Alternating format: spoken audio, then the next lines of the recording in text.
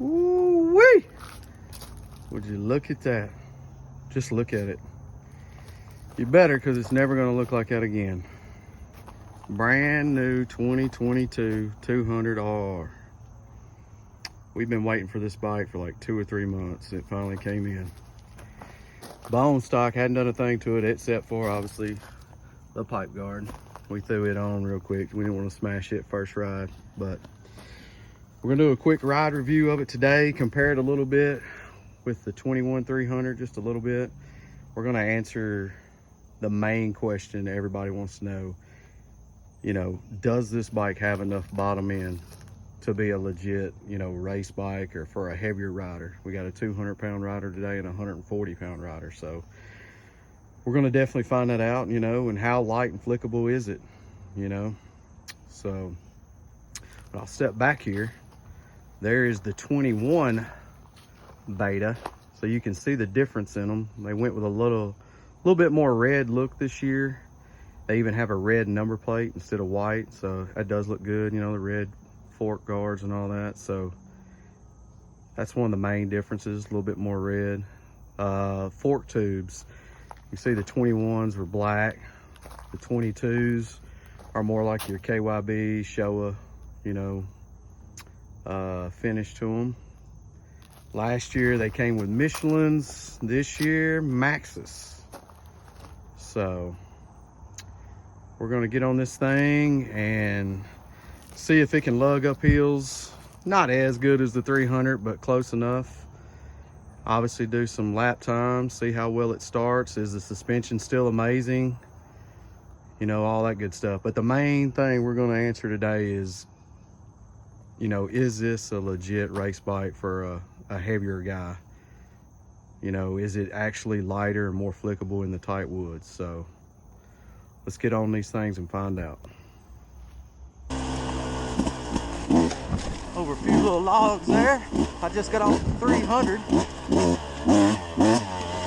on the 200, and I can tell a huge difference. You know, the 200's just not as overwhelming as the 300 in the power department. I mean, it's got power, it's fine, but that 300 of course can get away from you.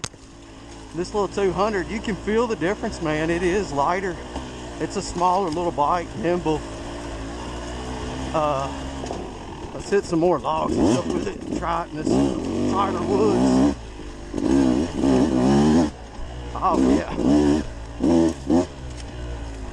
kind of love third, see what it does.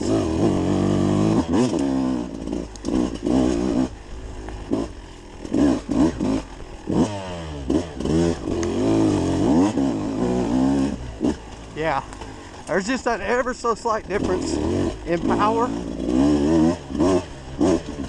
This bike, you're not going to be able to put it in third gear and forget it. You know, you're definitely going to have to shift. Sit this slow, watch it. Suspension is still amazing.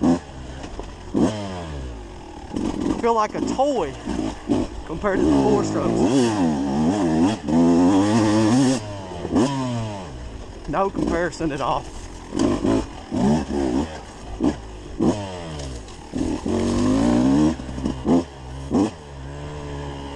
So suspension is amazing. It does feel a lot lighter than even the 300, but no comparison to the 4-strokes, like I said. Power, still that beta smooth power. Definitely more controllable though. Not, like I said, not near as intimidating as the 300. All right, a very important part about an XC bike to us XC racing guys, hair scramble guys, is, you know, how fast can a bike start and can it start in gear? So we're gonna try to start this thing in gear and let's see how it does.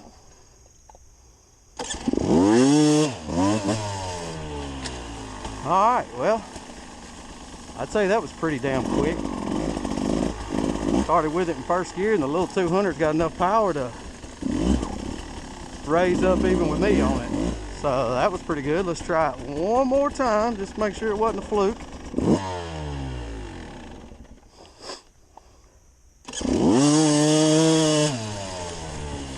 No, wasn't fluke. Starts instantly just like I figured.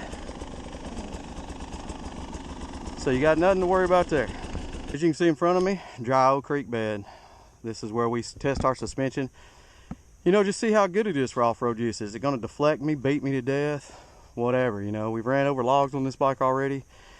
It's done amazing, so let's see what it does through the rocks.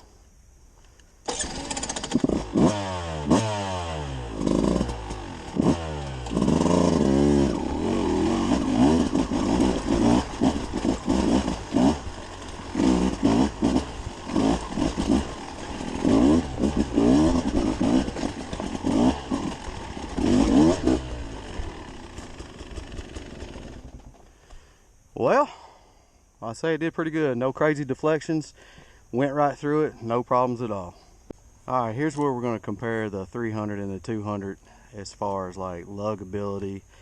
You know, does the 200 have enough torque? Obviously, it ain't got the same amount of torque as the 300, but straight ahead, really steep hill, about 150 feet, super steep. I know you can't tell on video. I'll kind of look to the side. Maybe you can see how this bowl, I mean, it's steeper than it looks on video. So we're just going to try to hit this slow in second gear and see what the 300 does, and then see if the 200 can, you know, kind of come close to doing the same. So let's see what it's got.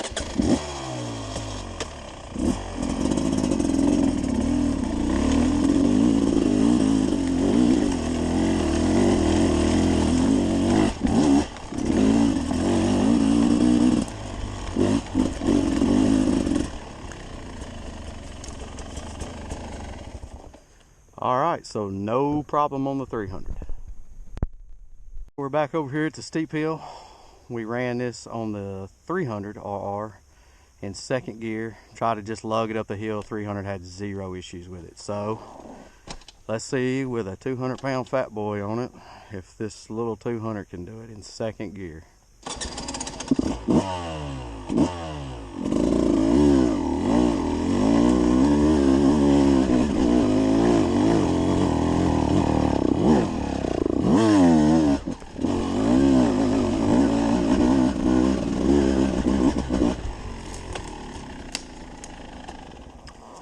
There you go, folks. There's a difference in the 200 and the 300. The 300 did it, zero issue, no clutching.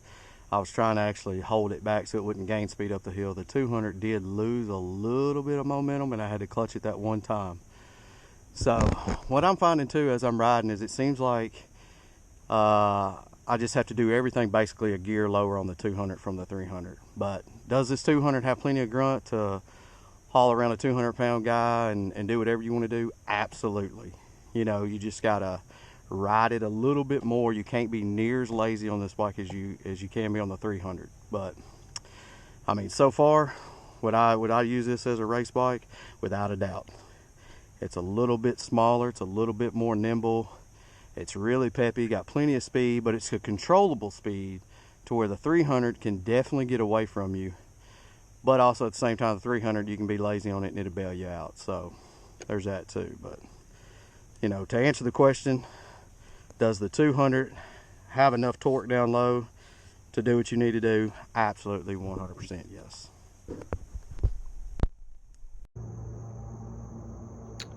All right, quick recap after the ride. Does the 200 have enough power down low? Absolutely. Does it have the power and the same lugability as the 300? No, it shouldn't, and it doesn't. I found today riding that I was like basically a gear lower on this thing compared to the 300, but that was about it. I mean, it's plenty powerful, got plenty of speed. It's a good bike for, you know, any level. I wouldn't say it's a good beginner's bike. I mean, it's pretty peppy. I wouldn't put a beginner on it for sure. But it can lug. It can pull, you know, my fat butt up any hill. It did everything great today. It was lighter and a little more flickable, you know, through the woods than the 300. We did some lap time testing, and the lap times were literally within a second or two of each other every time. So in the tight woods, it's a great bike, you know, just a tad bit quicker through the tight stuff than the 300. But all in all, it's pretty neck and neck, man. It's just all in, you know, what you want. But great bike, suspension still great. Love the sax forks on these things. They get a lot of hate. I love them. Yet again, we're leaving the oil injection on this bike. Love that. Love not having to mix it. For those of you that don't know, you're new, you know, obviously this is an electric start bike.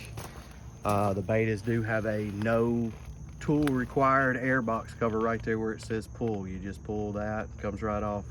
There's your air filter. Exactly like the KTM. That's it. All in all, Beta 200RR is definitely a bike anybody, any size can ride, any skill level. It's not a beginner's little weak bike. It's a full little race machine, you know. In the tighter stuff, I'll take it over that 300. You know, it is a noticeable difference in the size. Not a crazy noticeable difference, but I mean, it is noticeable. You can feel the weight difference, and the power is it's not as linear as the 300, but it is still really smooth, that Beta smooth, and it's a lot more controllable power. You know, it won't get away from you.